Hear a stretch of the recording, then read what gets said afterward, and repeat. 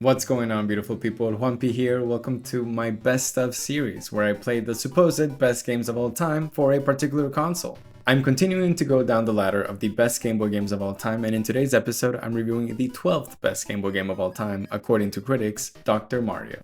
Mario has decided enough is enough. After 7 years of life, he goes back to school and becomes an MD, and his new dream is to shove hundreds of pills down his patients' throats to eradicate their bodies of viruses. And honestly, it's incredibly fun to do so.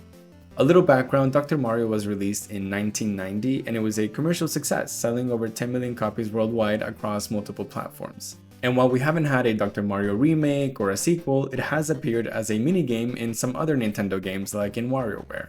Well, okay, there's also this monstrosity, Dr. Luigi, released for the Wii U in 2013, but we don't talk about that. Obviously, this game gets compared to Tetris a lot because they were both released for the Game Boy, they're both falling block puzzle games, and they, look a little similar. But the goal of each of them is completely different. In Dr. Mario, the playing field is riddled with different colored viruses, and you have to manipulate 2 colored capsules and match 3 capsule halves in sequence with the virus to make them all disappear. You finish the level once every virus has disappeared from the screen regardless of the capsule halves, and there are 20 levels to beat before you see the credit screen, and let me tell you, those last few levels are very, very difficult. The gameplay is so simple, and sometimes the simplicity of a game makes it perfect. You know the task at hand, you've seen it 1,000 times before. Match 4 colors and make them disappear. But why do these types of puzzle games always feel so good? I think humans are simple creatures who love to get a reward when they perform a task successfully. Obviously, you hear a little chime when you clear a sequence of 4 colors, but the game rewards your brain when you clear 2 or more sequences with one move by playing you a little tune. The beauty of this game is to try to combo as much as you can because that little tune is like brain candy every time you make it pop.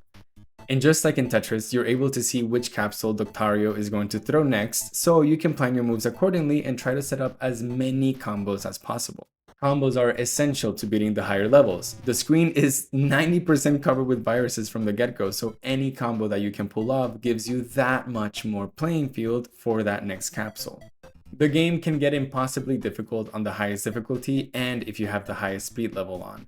Do not try that at home. Well, actually do of course try it at home, but you're going to want to throw your Game Boy on the wall or your other modern device definitely sanctioned by Nintendo that is playing all your Game Boy games. The difficulty curve is very soft for the first 15, 16-ish levels, and it's not until the last few that you really feel the malpractice energy emanating from Dr. Mario. Wait, is there a story in this game? No, not really, but I always have this section on my review videos, so I kept it. Dr. Mario is clearly in a battle against 3 malevolous viruses, and what are they trying to achieve? I don't know. I don't think they can take over the world. Maybe they're trying to start a pandemic. I don't think they seem that evil, to be honest. They're kind of cute looking. I think they're just 3 little pranksters that love to mess with Dr. Mario. There are 2 main songs in the game, Fever and Chill. You can pick whichever one you're feeling the most when you boot up the game and choose your level. I'm definitely a Fever guy, but I totally understand wanting to tone down this incredibly upbeat and fun tune if you're trying to play before bed or something and you choose the chill one. Either way, Nintendo has mastered the 8-bit Game Boy tunes and they're both total hits. There's also an option to play without music, but that one is for crazy people. The art of this game is a lot simpler than other games we've covered in the Best of Game Boy series. There's just not much to show, you're just focused on the viruses and your capsules. But there is a sick underwater scene you get when you beat the game. Why is it underwater? Who knows? Maybe that was the virus's intention all along, to create Waterworld or something? Dr. Mario is a one-of-a-kind Game Boy game. I truly, truly fell in love with this game, and I think it deserves the title of one of the best Game Boy games of all time. Is it going to be number 1?